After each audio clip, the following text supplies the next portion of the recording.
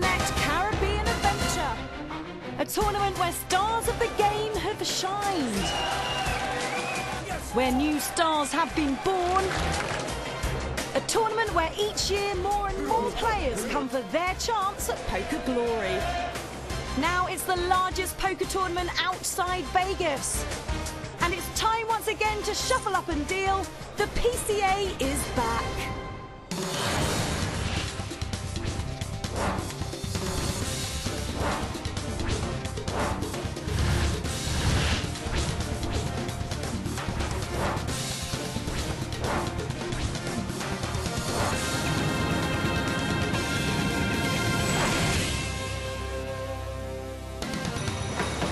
Welcome to Paradise Island in the Bahamas, one of the biggest and best resort destinations in the world. Every year, the incomparable Atlantis welcomes thousands of visitors from around the globe. And this premier resort will once again play host to one of the premier events in the poker universe. And while I get to have some fun outside, it's all serious business inside, as the action in the poker room really starts to heat up. Indeed, the poker room has been full of action since day one of this main event, which attracted some of the best players in the game. Time to party. Phil Ivey, Daniel Negreanu, Barry Greenstein. A veritable who's who of the poker world. Peach and money, nothing better. Including 2008 PCA main event champ Bertrand Elke Gropelier and current World Series of Poker main event champion Joe Cadder. Best luck ever, shuffle deal. They all made their way south to partake in this prestigious tournament. In fact, this was the largest PCA main event field ever. Over 1,500 players entered, making for a record prize pool of almost 15 million US dollars. And the winner will take home an impressive 2.2 million. After 4 days of play, we are now down to just 24 players on our way to the 8 that will be at the final table. Among those still in the hunt are past WSOP bracelet winners Jeff Madsen and Robert Mizrachi. Barry Shulman has been running hot since taking down the 2009 WSOP Europe main event, and the oldest player in the field shows no signs of slowing down. I'm working hard at my game and I'm trying to play my best game. Shulman's in 5th, while 24-year-old Ryan D'Angelo is the man sitting atop the leaderboard, and it's a view that he's enjoying. It's fun. I mean, nobody can bust me in one hand, so I can kind of be a little bit more fearless and push them around.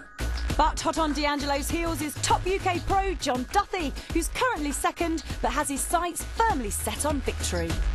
I don't think I'd ever enter a tournament if I didn't think I could win it.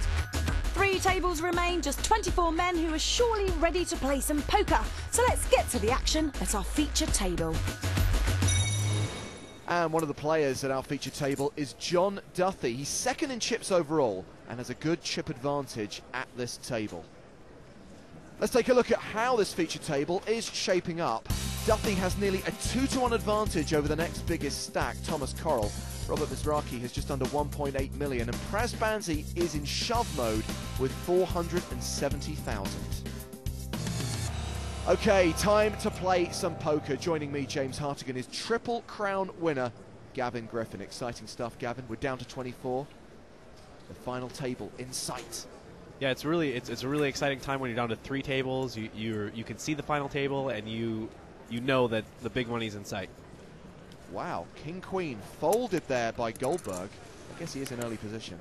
That's a awfully tight fold in this situation, especially with the extra pressure you can put on people when you're getting near the final table. Like I said, it's exciting time, but it's also a time where people are trying to advance, and King Queen's a pretty good hand to fold in that spot. So the blinds are 20,000, 40,000. John Duthie has made it 100,000 with Ace-9.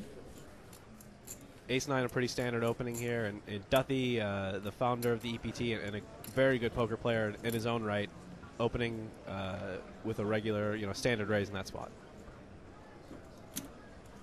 Well, this is Darren Keys from Canada, and looks like he wants to defend his big blind. He's going to make the call with Ace-Deuce. Against a player like Duthie, would you be more inclined to re-raise him in that spot? Playing out of position against good players with hands like Ace-Deuce is a recipe for disaster usually, but, people like the suited hands, and they like to get involved and defend their blinds. Keys is checked to Duthie, who will not continuation bet. He checks behind, and that brings another diamond. So Keys now picks up the nut flush draw, and I think he's going to bet it, Gavin. Yeah, I'm surprised to see Duthie check that flop. It's the kind of flop where you can get someone to fold a pair of sevens, a pair of sixes, and that's what Duthie's looking to do in that spot. The bet is 140,000, and tough for Duthie to call with that board. Yeah, there's almost no chance that Duthie's calling here. Keys is representing either a king, a straight, a jack, a 10. All these hands beat him. Duthie really doesn't have much to call here. Well, Duthie will let it go, losing a few chips on that hand, but ultimately still in a commanding chip position at this feature table. Keys winning that pot. Although Goldberg would have won it had he played his king-queen. He would have flopped trip kings. Maybe regretting that tight fold, Gavin. You know, I think that Zach Goldberg understands that it doesn't matter what came on the flop. If he feels like he played the hand the right way, then he played it the right way. As we said earlier, two outer tables making up the rest of our field. At table 2, Barry Shulman has 2.4 million, and two-time World Series bracelet winner Jeff Madsen has just under 900,000. Meanwhile, over at table 3 sits the dominant chip leader Ryan D'Angelo, who's got just under 7.5 million. And that lead could get even bigger. We see him with the chance to eliminate Kenny Nguyen. Got anything? I don't like this hand too much. Ace size good. Oh my God! And how you have ace 10 there? Oh, I'm a crazy man. Oh man, where's my queen? Good luck. You got clubs. You got some clubs. It's all right. I just need the queen.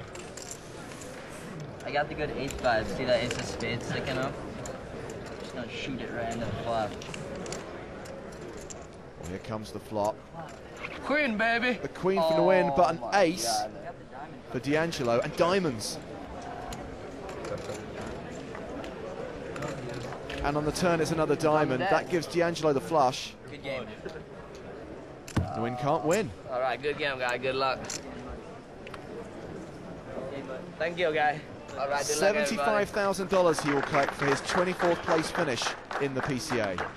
Kenny seems happy with his finish, and no reason not to be. $75,000 is a pretty good win. And look at that chip lead for Ryan D'Angelo. And consider the fact this guy was enjoying himself at the welcome party last night, involved in a dance-off against Daniel Negreanu, but he's still focused today. And I think he held his own pretty well there. So back to the feature table. Action is on John Duthie. I was going to say John's opening range is quite wide, but in early position, even he will fold the 8-deuce. You know, on the famous Poker Million broadcast, he might have pulled out the 8-deuce raise, but I think he's past those days. This is Thomas Corral. He's a 26-year-old poker pro from Chicago, and he will raise with the sixes. Thomas is actually one of the people I'm more familiar with at this table. We grew up in the same area. I'm from the Chicago area as well, and he started playing poker around the same time I did. Yes. Tyler Ryman is going to re-raise here. Makes a 3-bet of 205,000 with Jack-6 offsuit. This is what we call the bluff.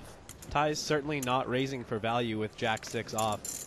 He's got an interesting style where he doesn't re-raise too often, but he can certainly mix in some bluffs. What did you start today with? 1.8. So Coral just about has him covered.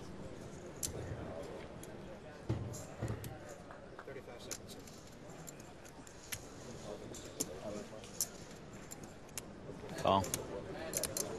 He's going to make the call.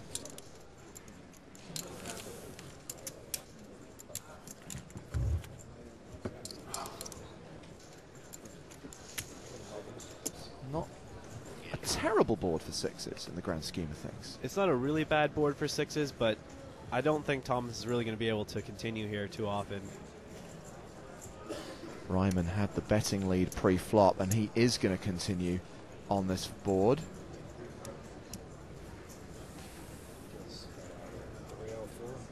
The problem that Tom runs into is Ty's not going to check the turn here very often. He's going to be firing two barrels almost every time.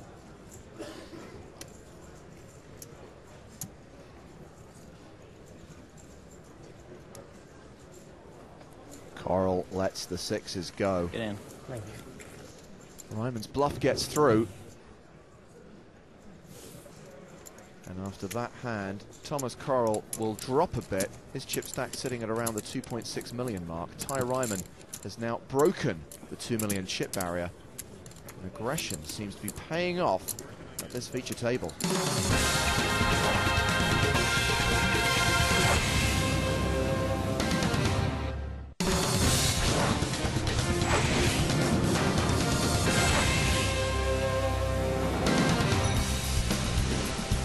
Welcome back to beautiful Atlantis. Just 23 players remain in the PCA main event. Ryan D'Angelo is storming ahead with just under 8 million. John Duthie still in second. Barry Shulman has slipped a bit and is now under 2 million. Meanwhile, at the bottom of the table, Jeff Madsen needs some work, as does Tawny Short Stack Praz Banzi.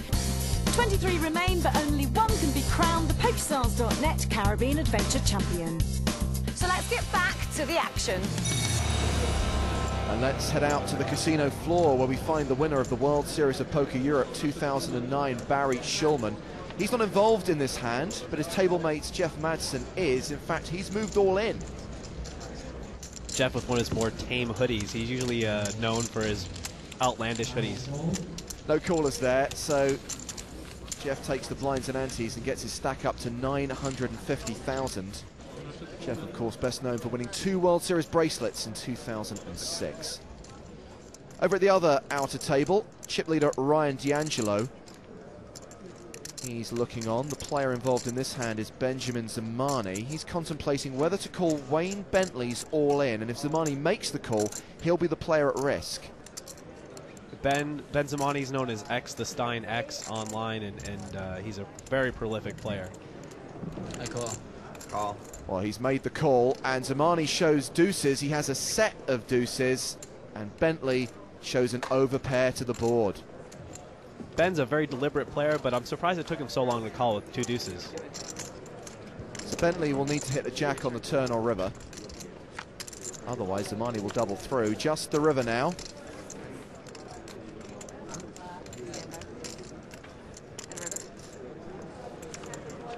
It's a blank. So just like that, Bentley becomes a short stack. He will be down to about 860,000, while Zamani will be third on the leaderboard with a stack of 4.5 million. This deep in a tournament, it's really tough to get away from 2 jacks on an 8-3 deuce board. Let's head back to our feature table. Blinds are up, by the way. We're now playing 50,000 blinds. And the action is going to begin with the Canadian player Darren Keys.